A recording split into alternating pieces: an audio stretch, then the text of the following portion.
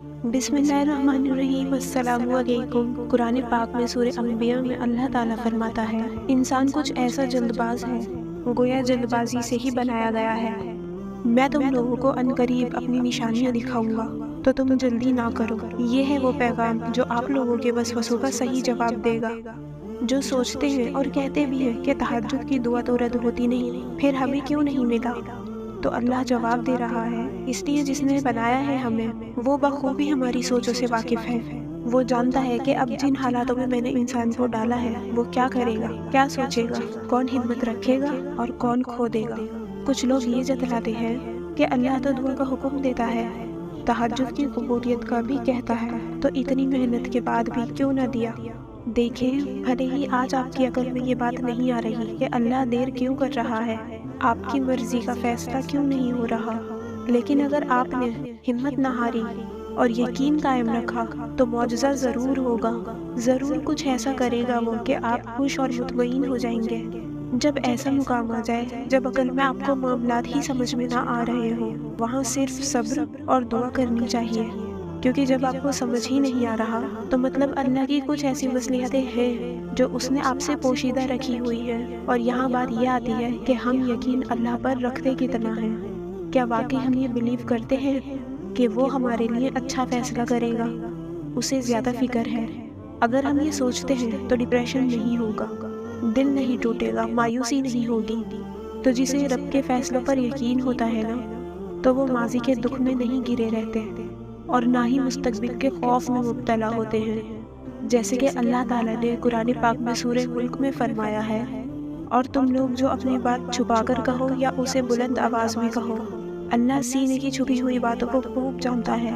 उस रब को बहुत पसंद है जब आप आधी रात में नींद कुर्बान करके उसके सामने बैठ जाते हैं, उसे अपने वसवसों के बारे में बताते हैं, मुस्तकबिल के खौफ के बारे में बताते हैं, फिर फूट फूट कर रो रो कर उसे जिद करके मनाते हैं, उसे बताते हैं कि क्या चीज़ है जो आपको बेहद उलझाए हुए है, जो आपको परेशान कर रही है, सब्र करने से रोक रही है।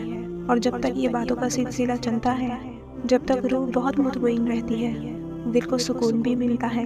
लेकिन जैसे ही आप उठते हैं तो दिल दुखना, खौफ में आना और वसवसों में आना शुरू हो जाता है। वजह क्या? क्योंकि जब तक इंसान नमाज पढ़ रहा होता है, दुआ कर रहा होता है, तो उसकी फ्रीक्वेंसी अल्लाह से इस तरह जुड़ी होती है कि कनेक्शन बिल्कुल क्लियर आ रहा होता है। और जाहिर है जब नमाज से फारिग हुए दुनिया के कामों में लगे तो ध्यान अल्लाह ताला से हटने लगता है।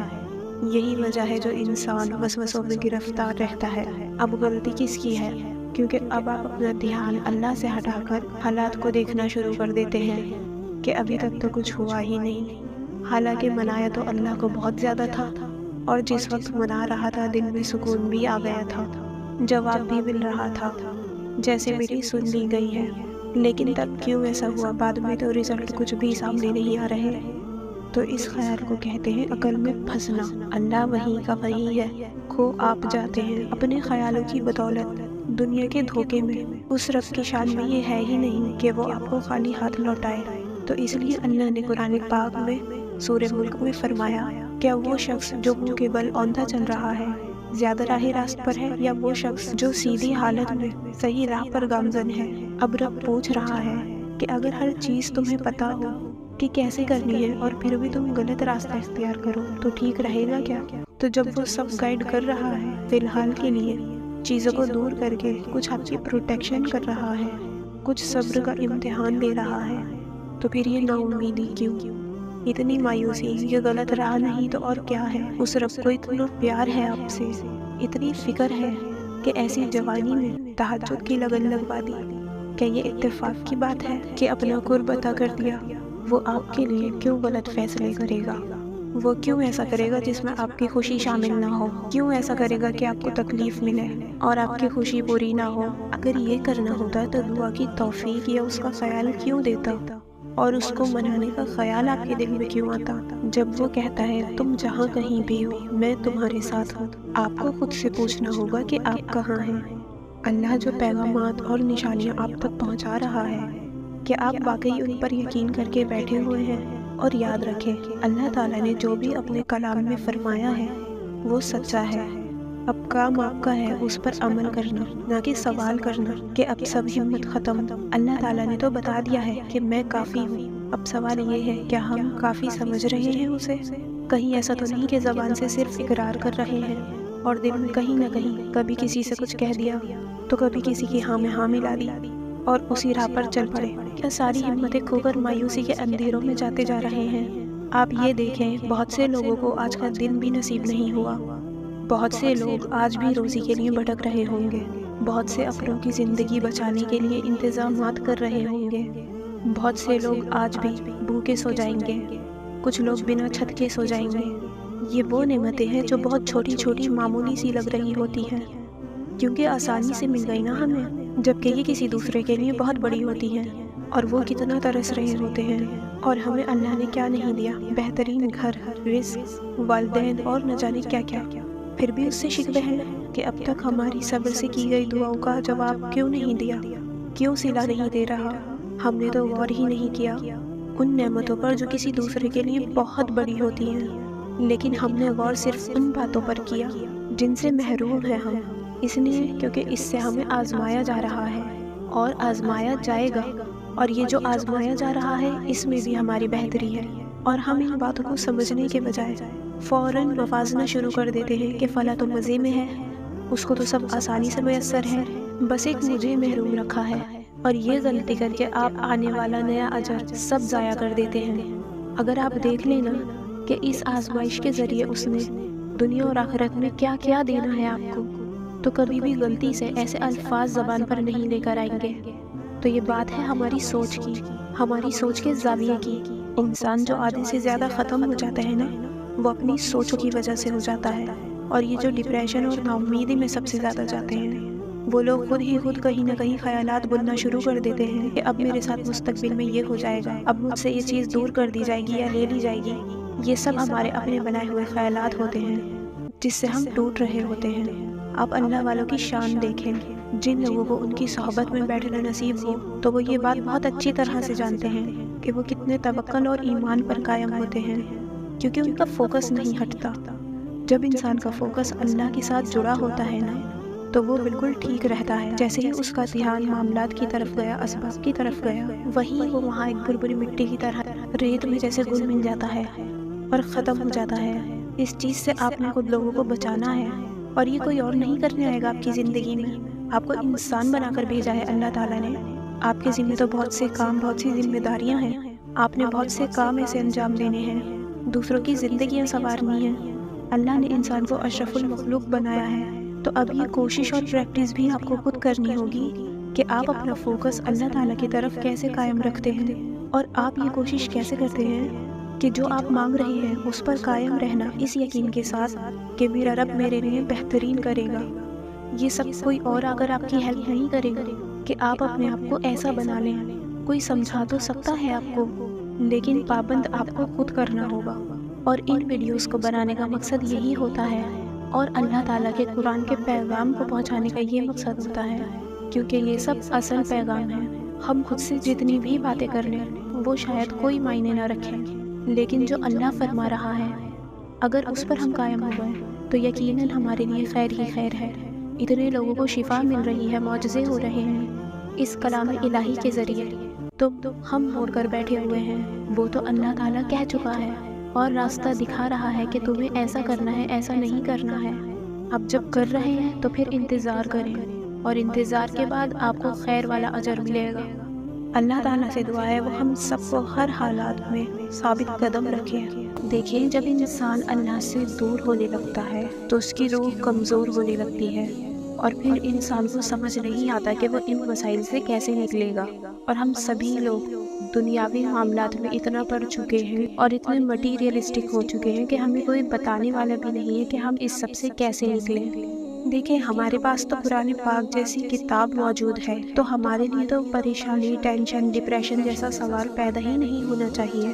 لیکن افسوس کی بات یہ ہے کہ ہم مسلمان بھی بچہ آج ڈپریشن میں ہے، کیونکہ جب انسان کو اللہ کے بارے میں علم نہ ہو، اس کی طاقت کے بارے میں علم نہ ہو، اور کوئی انسان اتنی بری طرح سے شکست کھا چکا ہے، ٹوٹ چکا ہے، اور شیطان پھر یہ وسوسے ڈالے کہ اب تمہاری لائف تو بلینک ہو چکی ہے اور اب تمہارے لیے کچھ بھی نہیں ہے۔ یہاں سے انسان بہت بری طرح سے ڈپریشن میں جاتا ہے اور لوگ یہ تک کہنے لگتے ہیں اب تو کچھ ہو ہی نہیں سکتا، زندگی خراب ہو چکی ہے، کچھ نہیں ہونا میرا۔ حالانکہ یہ سب ہماری کم علمی ہے، اللہ کے بارے میں بنائے ہوئے خود ہی سے گمان ہے۔ اگر ہم نے اس کلام پاک کو صحیح طریقے سے تھام لیا ہوتا نا اور بہت اچھے سے سمجھا ہوتا تو اگر آج ہم آزمائش میں بھی ہیں، درد میں بھی ہیں، تو اس سب سے نکلنے کا ہمیں کم از کم راستہ تو معلوم ہی ہوتا۔ تو یہ بھی کوشش کیا کریں کہ ان ویڈیوز کا آپ کو آپ کے ارد گرد اگر کوئی ضرورت مند نظر آئے تو آپ انہیں یہ ویڈیوز ضرور شیئر کیا کریں۔ آپ لوگوں کے حصے میں یہ نیکی آئی ہے تو اس کام میں آگے بڑھیں۔ کیا پتہ آپ کے ایک شیئر سے کس کی زندگی پلٹ جائے اور کس کو کتنی موٹیویشن مل جائے، کون اللہ کے قریب آ جائے۔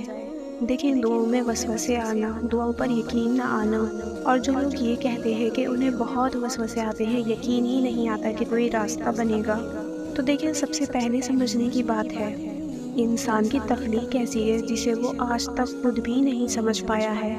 اللہ تعالیٰ نے انسان کی صورت میں ایک ایسی مخلوق پیدا کی جس کو تمام مخلوق پر ترجیح دی، لیکن افسوس یہی انسان کو سمجھ نہیں آتا، اور جو سمجھ جاتے ہیں انہیں پھر زندگی میں کچھ مشکل نہیں لگتا۔ جب ہم آزمائش میں آتے ہیں تو وہ وقت ہوتا ہے کہ ہم اپنے صبر سے، دعاؤں سے اللہ پاک کو منا لیں، اور جو اس عمل میں کامیاب ہو جاتا ہے تو وہ نہ صرف اپنی خواہش کو پا لیتا ہے بلکہ اللہ تعالیٰ اس کے دنیا میں بھی اور آخرت میں بھی درجات بلند فرما دیتا ہے۔ لیکن افسوس کی بات تو تب ہے جب انسان کو اپنے مانگنے پر ہی شک ہو۔ اب کہنے کو تو وہ اشرف المخلوق ہے، لیکن جنات کو، جادو کو، ہر شے پر برتری دے دیتا ہے۔ جب قرآن پاک جیسی کتاب ہمارے بیچ موجود ہے تو کوئی طاقت اس سے زیادہ بڑھ کر ہو ہی نہیں سکتی۔ ہر مسئلے کی وجہ انسان نے جادو اور جنات کو دے دیا ہے۔ وہ یہ سمجھنے کو تیار نہیں ہے کہ اللہ پاک نے اس کی روح کے اندر کیا کیا طاقتیں پوشیدہ رکھی ہوتی ہیں، جو کہ آپ کو اس وقت ہی حاصل ہوگی جو اللہ کا بتایا ہوا طریقہ ہے۔ جو لوگ اپنے دماغ پر جنات اور جادو ٹونے کو حاوی کر لیتے ہیں تو وہ اس مسئلے میں اتنا ہی زیادہ پھنستے چلے جاتے ہیں۔ انسان کا دماغ اسی طرح کام کرنا شروع کر دیتا ہے۔ اگر آپ یہی سوچتے رہیں گے کہ یہ سب کچھ جو ہو رہا ہے وہ جادو ٹونے کی وجہ سے ہے تو حالات بھی ویسے ہونے لگیں گے، آپ کی سوچ بھی بگڑنے لگے گی۔ لیکن اگر آپ پازیٹیو سوچیں گے تو آپ کے ساتھ اچھا ہوگا۔ وسوسہ ہو، نا امیدی ہو، تہجد بھی پڑھتے ہیں، نمازیں بھی ادا کرتے ہیں، لیکن اس کے ساتھ ہی وسوسہ اور گلے شکوے ہوتے ہیں کہ جو مانگ رہے ہیں وہ نہیں مل رہا یا مل نہیں سکتا۔ اور کچھ لوگ تو اس مقام تک آ جاتے ہیں کہ یہ گلہ کرنے بیٹھ جاتے ہیں کہ اللہ تو سب کی سنتا ہے، بس میری ہی نہیں سن رہا۔ یہ سب کم علمی ہے، اپنی طرف سے اللہ کے بارے میں اندازے ہیں۔ اگر اللہ کو جاننا ہے تو قرآن کو سمجھنا ہوگا، رسول اللہ صلی اللہ علیہ وسلم کی زندگی کو سمجھنا ہوگا، نبیوں پیغمبروں کی زندگی کو سمجھنا ہوگا۔ وہ کیا کرتے تھے، کیسے مانگتے تھے، کتنے وقت تک مانگتے تھے اور صبر سے انتظار کتنا کرتے تھے۔ ان کی سیرت میں کہیں سے بھی آپ کو یہ نہیں ملے گا کہ دعا میں انہوں نے یہ شک کیا ہو کہ اللہ کی مدد نہیں آئے گی۔ اللہ پر ایمان لانے کی پہلی شرط ہی یقین ہے۔ جب ہم ایمان لاتے ہیں تو پھر اس دنیا میں ہمارے امتحان شروع ہو جاتے ہیں۔ کبھی اللہ محبت، رزق، اولاد وغیرہ لے کر آزماتا ہے، یقین دیکھتا ہے، اور اگر کبھی ہماری دعاؤں کے الٹ رزلٹ آ جائے تو پھر اللہ دیکھتا ہے کہ کیا اب بھی یہ میرے خلاف ہی سوچے گا یا پھر اب بھی یقین ہی کرے گا۔ اگر ہم پہلے سے بھی خود کو یہ بات سمجھا لیں کہ کچھ بھی ہو جائے میں نے اللہ کو نہیں چھوڑنا، کتنا ہی برا وقت کیوں نہ آ جائے، فیصلہ آپ کی مرضی کے خلاف ہی کیوں نہ آ رہا ہو، بس یہ یاد رکھنا ہے کہ میرا رب مجھے کسی بھی طرح سے آزما رہا ہوگا، میرے یقین اور ایمان کا امتحان لے رہا ہوگا۔ میں تو شیطان کے وسوسوں میں نہیں جاؤں گا، اور ابھی مجھے حالات کی سمجھ نہیں آ رہی تو کیا ہوا، ابھی اللہ کے فیصلے کی سمجھ نہیں آ رہی تو کیا ہوا، میں تو بس اندھے پن سے اپنے اللہ تعالیٰ سے مانگوں گا۔ میں تو اللہ کے در کا بھکاری ہوں، جانتا ہوں کوئی بھی اتنی طاقت نہیں رکھتا جو میرا معاملہ حل کر پائے، تو بہتر ہے اللہ کو مناؤ۔ یہ سوچ رکھنی چاہیے ہمیں، اور جب اللہ امتحان لے رہا ہے تو یقین اور صبر کا مظاہرہ کر کے اسے راضی کرنے کی کوشش کریں۔ لیکن اکثر لوگ دعائیں مانگ مانگ کر اور دعاؤں کے پورا نہ ہونے پر اپنا یقین کھونے لگتے ہیں اور لوگوں سے پوچھنے لگتے ہیں یہ تکلیف کب ختم ہوگی اور میری دعا کب قبول ہوگی اور اللہ میری مدد کیوں نہیں کر رہا، کیا اللہ سن رہا ہے مجھے؟ تو جب آپ خود سے اور لوگوں سے ایسے سوال کرتے ہیں تو اللہ تعالیٰ ناراض ہوتا ہے ایسی باتیں منہ سے نکالنے پر، کیونکہ ایسے سوال سے آپ اس ذات پہ شک کر رہے ہیں، اس کی توہین کر رہے ہیں ایک طرح سے۔ وہ لوگ جو مایوس اور نا امید ہو چکے ہیں، آپ خود سوچیں، سمجھنے کو بس ایک یہی اشارہ کافی ہونا چاہیے کہ آپ اپنی زندگی کے ایسی بے بسی کے مقام پر ہیں کہ کہیں سے بھی کیسی بھی مدد کی امید ہے ہی نہیں۔ آخر کوئی تو وجہ ہے نا ایسے مقام تک آنے کی، کچھ تو وہ اللہ تعالیٰ سمجھانا چاہ رہا ہے۔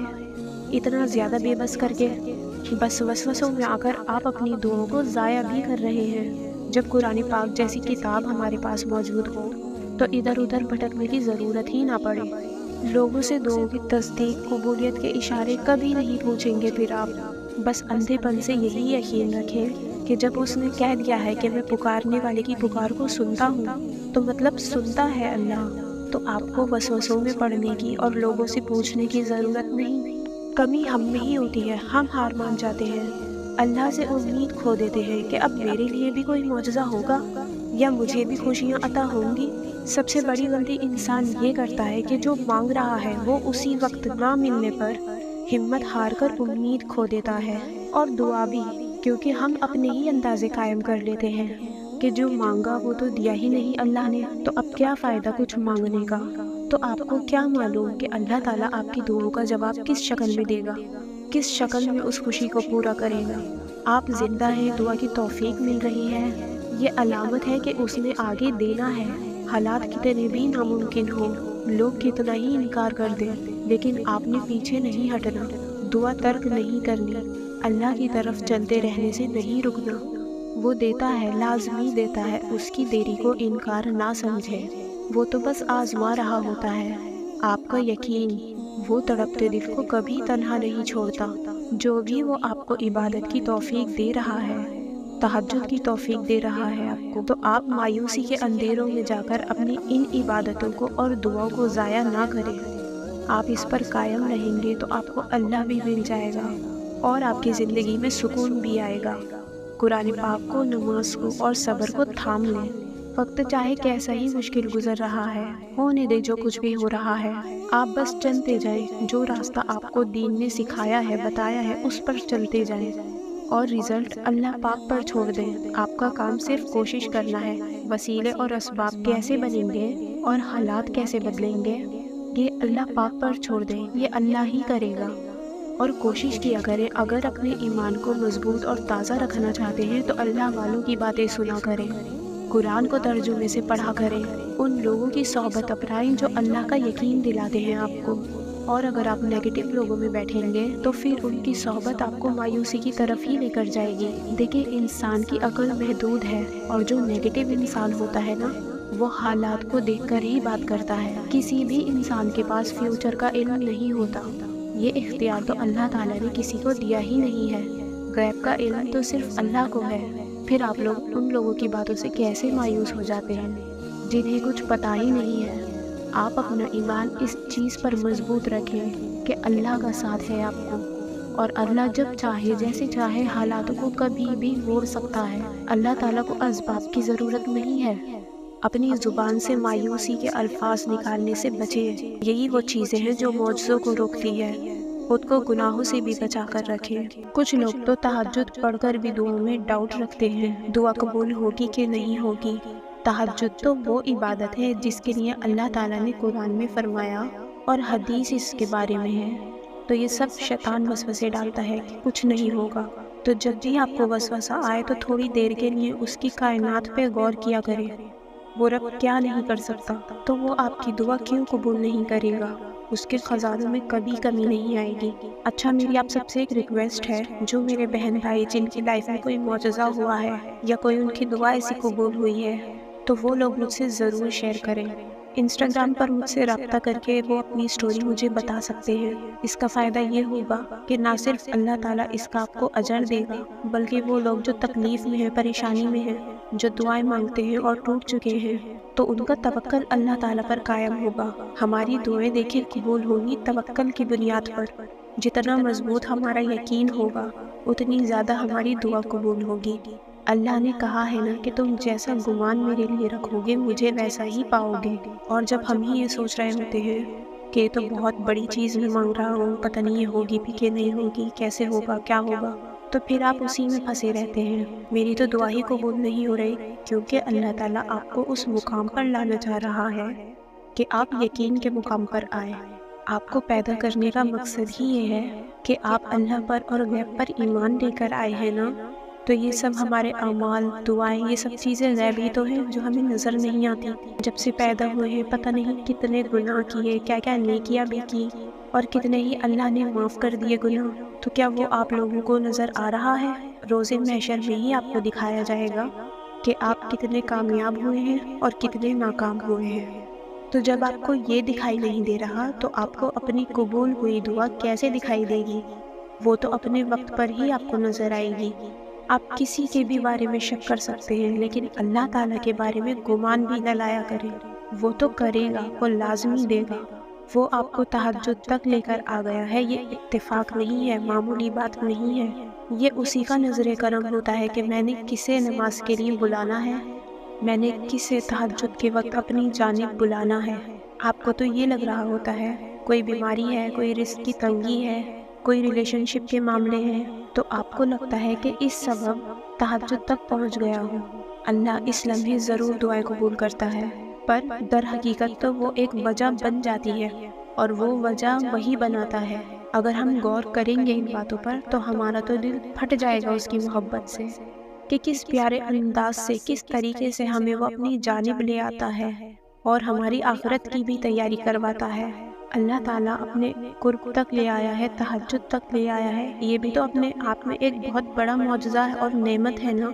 ہم یہ باتیں بس سننے کی حد تک تو ٹھیک ہے، لیکن ہم ان چیزوں کو دل سے محسوس کرتے نہیں ہیں۔ اتنی بڑی نعمت دی ہے اس نے آپ کو، توفیق دے رہا ہے وہ آپ کو دعاؤں کی، تہجد کی، تو انشاءاللہ آگے تو پھر بہت بڑے معجزے ہونے ہیں۔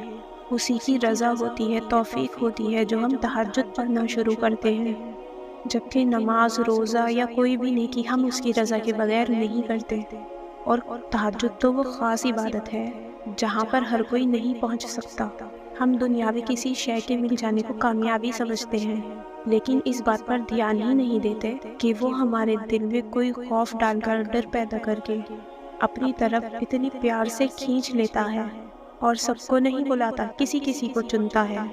اربوں خربوں کی آبادی میں کسی کسی کو چنتا ہے، بھلے ہی پھر بہانہ کوئی بھی بن جائے۔ عقل دنگ رہ جاتی ہے کہ کہاں میں دنیاوی زندگی میں گم تھا اور کس طرح آج بے چین ہو کر اس کے روبرو حاضر ہو جاتا ہوں، رات کا انتظار کرتا ہوں۔ یقین ہے نا کہ آپ ناممکن مقام پر کھڑے ہیں، آپ کا اختیار چل ہی نہیں سکتا، اور ان معاملات میں آپ کی کوئی طاقت نہیں چل سکتی۔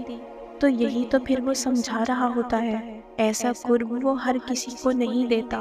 آپ لوگ ماشاءاللہ چنے ہوئے لوگ ہیں کہ بے شک آج آپ کو سب کچھ ناممکن لگ رہا ہے، دعا بھی قبول ہوتی نہیں نظر آ رہی، لیکن مانگ مانگ کر تھک بھی نہیں رہے ہیں۔ اگر تھک بھی جاتے ہیں لمحے بھر کو تو وہی ایک دعا بار بار کرنے لگتے ہیں۔ کبھی سوچا ہے کیوں؟ کیا یہ خود ہو جاتا ہے؟ بالکل بھی نہیں۔ خود سے ہونے لگتا تو سبھی نماز اور تہجد کے پابند بن جاتے۔ ابھی کچھ نہیں سمجھ آ رہا ہوگا آپ کو کہ آپ کی زندگی میں کیا ہو رہا ہے، آپ کہاں پر ہیں، آگے کیا ہوگا۔ تو کیا ہوا، یہ زندگی کا اختتام تو نہیں ہے۔ اللہ تعالیٰ دیکھ رہا ہے آپ کی تھکن کو کہ کس طرح آپ دعا مانگ مانگ کر تھک گئے ہیں، ٹوٹ گئے ہیں۔ اب دعا کی قبولیت کا انتظار بھی بہت مشکل لگنے لگا ہے، لیکن آپ دعا مانگنا نہیں چھوڑ رہے۔ اس دنیا میں کوئی بھی چیز ہمیشہ کے لیے نہیں بنائی اللہ نے، پھر چاہے وہ غم ہی کیوں نہ ہو۔ نہ خوشی زیادہ دیر رہتی ہے اور نہ غم۔ اس ذات کو آپ پر بہت مان ہے کہ آپ اس کی طاقتوں پر یقین کیے بیٹھے ہو، بس آپ کا وہ ایمان آزما رہا ہے۔ تو آپ کوشش کریں کہ اس کی دی ہوئی آزمائش پر پورا اتریں، انتظار کریں صبر اور یقین سے، بیچ راستے میں ہمت نہ ہار جائیں کہ کچھ ہوتا نظر نہیں آ رہا تو چھوڑو، کیا فائدہ ان سب چیزوں کا۔ وہ آپ کو یہ انتظار اس لیے کروا رہا ہے کیونکہ وہ آپ کو درد میں رکھنا چاہتا ہے۔ یہ آزمائش اس لیے دے رہا ہے کیونکہ وہ دیکھنا چاہتا ہے کہ میرا بندہ اس مایوسی، نا امیدی اور ناممکن کے مقام پر بھی میری طاقتوں پر ایمان قائم کیے بیٹھا ہے۔ یاد رکھیں، اس ذات کی شان میں کوئی فرق نہیں پڑے گا اگر آپ مایوس ہو جاتے ہیں تو، اور عبادتیں دعائیں کرنا چھوڑ دیتے ہیں تو ذرا آپ خود سوچیں، کیا دعائیں اور عبادتیں چھوڑ دینے سے آپ کا مسئلہ حل ہو جائے گا یا پھر کوئی اور اس کو حل کرنے آ جائے گا؟ آپشن تو آپ کے پاس تب بھی دوسرا نہیں ہے۔ اسی لمحے سمجھنا ہوتا ہے کہ آپ کتنے بے بس ہیں۔ قرآن پاک میں سورہ انفال میں اللہ تعالیٰ فرماتا ہے، بے شک اللہ دوست ہے، بہت اچھا دوست ہے، وہ مددگار ہے۔ اب دیکھیں، جب اللہ سے دوستی لگ جائے تو اور کیا چاہیے؟